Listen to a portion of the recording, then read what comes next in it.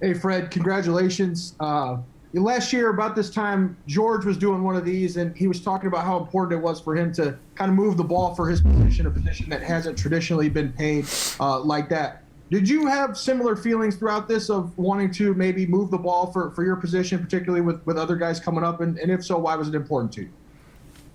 I think that was just something that happened organically through the process. The only thing I wanted was to obviously be a Niner for a long time and to get what I deserved. We did both of those things. It just happened to be where we moved the needle in the right direction for the rest of the inside linebacking or inside linebackers in the league. But yeah, super grateful to everyone involved.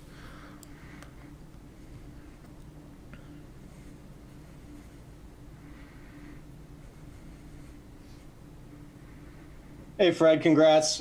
Just curious if if you've been able to thank somebody who, I don't know, maybe helped you when you were a younger player, or somebody who helped you in your personal life. Just some conversation that you had that you were especially thankful to have after signing this deal, and if you wouldn't mind sharing what that conversation or what those emotions might have been like for you.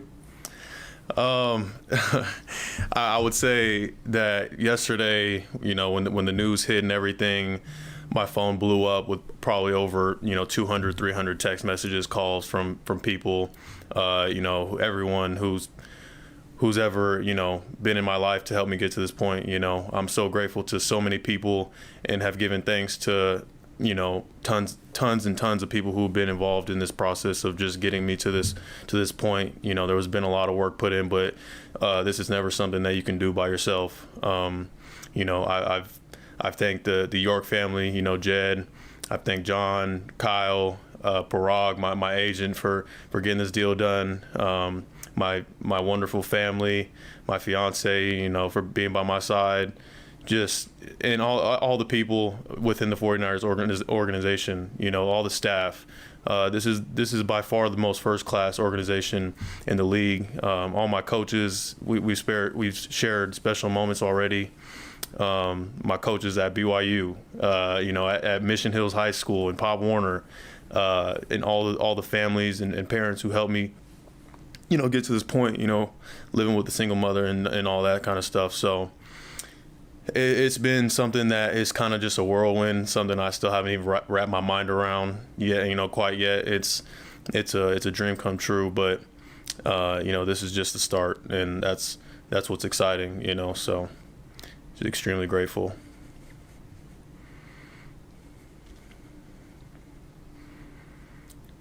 Like, and a lot of us, that you are the same person no matter whether you have a big contract or whether you're still playing on your rookie deal. Is that true? Would you say that your goals have stayed the same no matter what situation you have with the team?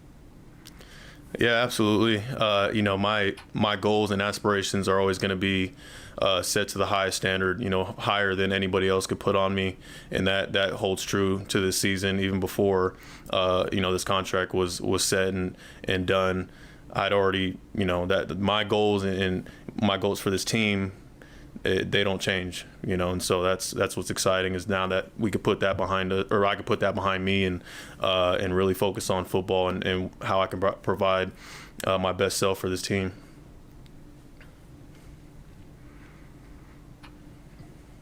Hi, Fred. Congratulations. Last year when George went through this process, he said that getting the deal done right before training camp allowed him some peace of mind to just go out there, play football with reckless abandon. Do you relate with that, same sense? And how important was that deadline pressure of training camp to make sure that you got this done before it started? Yeah, I think I'd be lying if I said there wasn't, some pressure. I think everyone handled the situation just really flawlessly. It was a great experience. And it was something that I was hoping to be done before training camp, so I could just focus on this season and being my best self. Not having to worry about all that stuff. And I trusted in my agent and everyone who was involved in the deal. So yeah, I'm just happy it's over. Hey Fred, most players are focused on being the best they can be and getting paid what they deserve, as you mentioned. but you've really taken ownership of the team as a leader, and you said you want to be on the Niners for a long time. Why is that? Where did that come from? I think it came from when I first stepped foot, into the building, the camaraderie, the culture, the people, everyone who believed in me from day one, just to even give me the opportunity to be a Niner, and then going forward, the work being put in, the moments that I've shared with this team. I just know this is where I want to be, and that's. To be allowed that opportunity by, like I mentioned, all the people before who helped make this happen, I couldn't be happier. And it only makes me that more excited. It makes me work that much harder, knowing that I'm in a place that I love, around people that I love sincerely. That makes me go that much harder and allows me to be the person and player I am day in and day out. Fred, what are some of the goals that you have for yourself personally this season and goals that you have for the defense? Goals individually, I won't say all of them just because I like to keep that to my, to me. And I will say that I'm obviously trying to build upon what I did last season. Everything that happened last season happened last season. I'm focused on the present and being the best version of myself now. And as for the team, obviously the goal every year is to win, win that championship. But it all starts with winning training camp day one, and so that's where our mindset's at. I'm always going to be striving to be the best version of myself, no matter what. And I know the whole team has that same mindset, and we're gonna go hard, in about a week or so. So.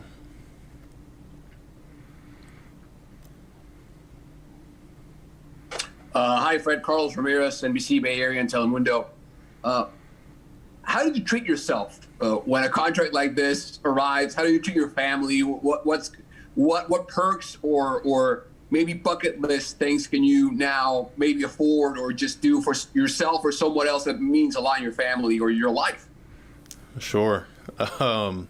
That's funny because I guess that's kind of a common question when something like this happens. Is like, oh, what's the big purchase going to be, and what car are you going to buy? And that's, I'm not the type to go splurge on something crazy for myself. I happened to have my family here when it happened, and we went to dinner. That was nice, and the thought of being able to provide a home or a house for my mother, one day, and even buying a home myself, just to have somewhere to call home, for me and my future family.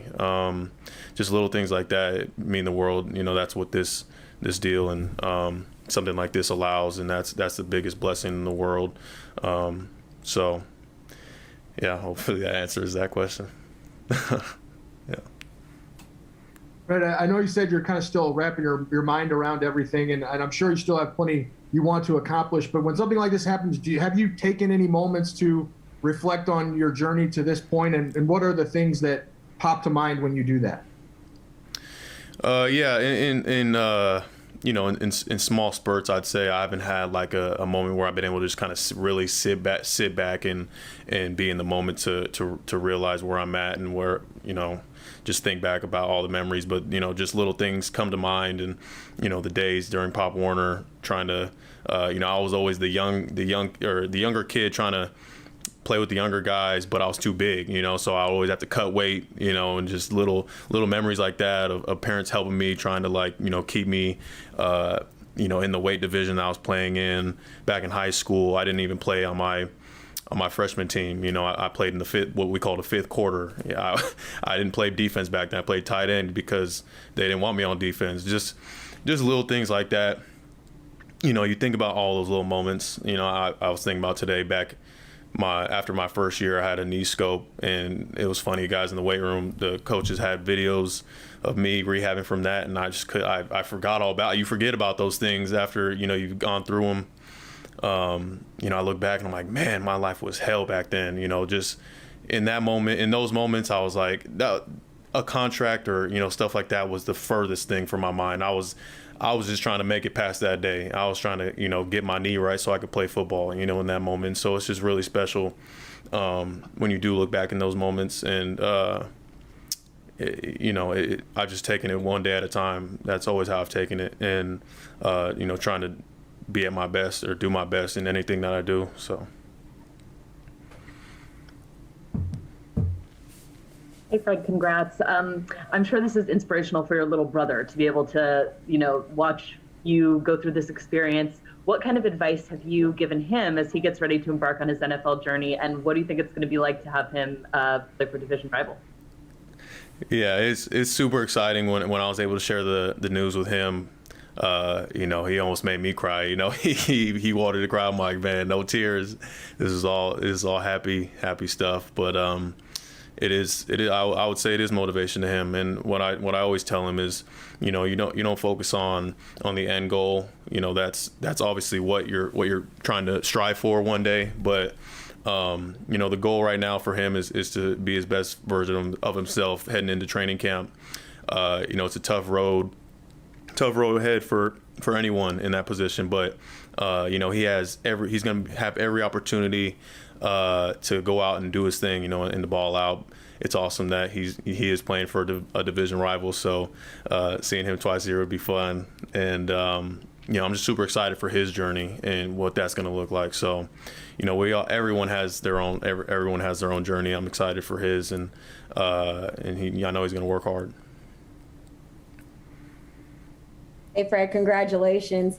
One of the guys to congratulate you was another pretty popular 49ers linebacker, Patrick Willis. And we spoke with him this offseason, and he said that you guys have been in contact, and he's always complimenting your game. And he says that you guys have been chatting a little bit, but what's your communication been like with him and just kind of that relationship?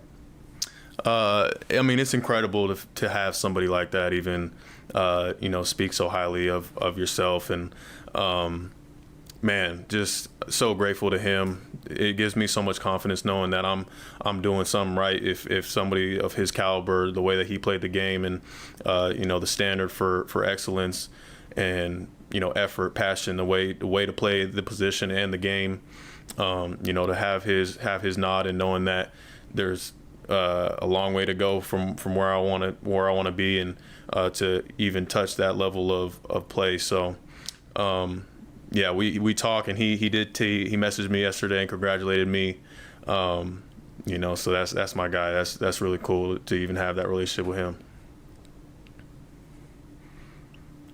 Fred, I know when you ask players how they can improve, they say they want to get better in just about everything. But when you talk about yourself coming off an All-Pro season. I'm just curious if you have a focus, obviously you want to force turnovers, but is it a focus of yours to be better at blitzing, to force more fumbles? What are your goals from that standpoint going into the season? Yeah, I'd say working on everything would be the right answer. Yeah, no, I like what you said at the end. That is for sure a point of emphasis going into this season. The blitzing. I know I'll have more opportunities in the pass rushing game, and forcing fumbles. That's something that I take great pride in, and something that I kind of started to develop after my first year, and have continued to work on. Trying to implement different drills and stuff to keep it on my mind and make that muscle memory when I'm out there, but still while maintaining, good tackling ability, and proper tackling technique. So, it's all little things that I'm continuing to work on, because at the end of the day, I do want to have that game changing ability. And so, yeah. Fred, a lot of players are motivated by maybe slights that have happened in their past. You were talking about your childhood. Is there any vindication at all getting this big contract? Was there anything that happened in the past that you were like, now, finally, you're like, here I am, I kind of showed you? Actually, I'd say no. And I'd say that only because I've never played the game out of spite, because like I said before when I was talking about my brother, everyone has their own journey, and I like to think of more of like the people who've helped me get to this point and build me up, you know, because it's taken so much just to even get to this point. I didn't just wake up and become, you know, the player I am today. You know, it took a lot of people pulling me along and helping me develop my skills, develop my physical, you know, and mental ability. It's more so just a great time to give thanks and be grateful for all those people who helped me get here. And you know, going forward, that's how I play the game. I play the game for those that I love, and you know, for the people that I care for. It's never because I hold grudges against someone or anything that people say. You know, when people doubt me, that is fuel to my fire. But at the end of the day, I'm confident in my own ability because of the way I work day in and day out. So that's why I was happy to have this moment and include as many people as I could in it. Fred, the league informed today that teams that have outbreaks due to COVID-19 and lose a game, that game will be forfeited. Both teams will not get paid.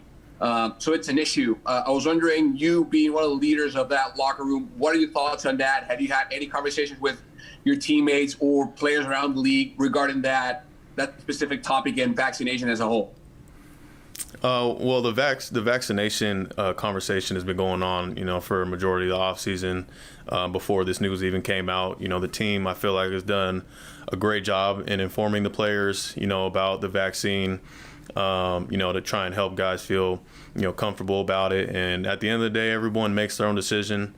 And, you know, that's something that you got to respect. I am vaccinated, and I know that I'm a person that guys can come to ask questions about it, you know, or, you know, what are their concerns and stuff like that. But yeah, that's all I'm truly trying to be, is just a tool for people to use, a resource. Just if somebody got a question that they want to ask me, you know, I'm always open to answer. Fred, piggybacking on Chris's improvement question a little bit, are there any areas in your leadership where you've thought about this offseason where you feel like you could improve, whether it be on the field or off the field? You know, leadership to me is always just about service, serving others, and being the best version of myself. If I'm leading by example, I know that that's going to carry more weight for guys who are watching what I do you know, in the locker room, out on the field, you know, in the weight room. Those different things, I think, hold weight instead of just going out there barking orders at people. You know what I'm saying? So, you know, I'm extremely excited to really attack this training camp head on. You know, I've been telling the guys that this is by far got to be the hardest training. You got to prepare your mind for this is going to be the hardest training camp you've ever endured. You know, because if we really want to have the season that we want, you got to go through hell. You know, if you want to make it to heaven. So that's what my mindset is going into it, and that's why I've been preparing my body and my mind just for that.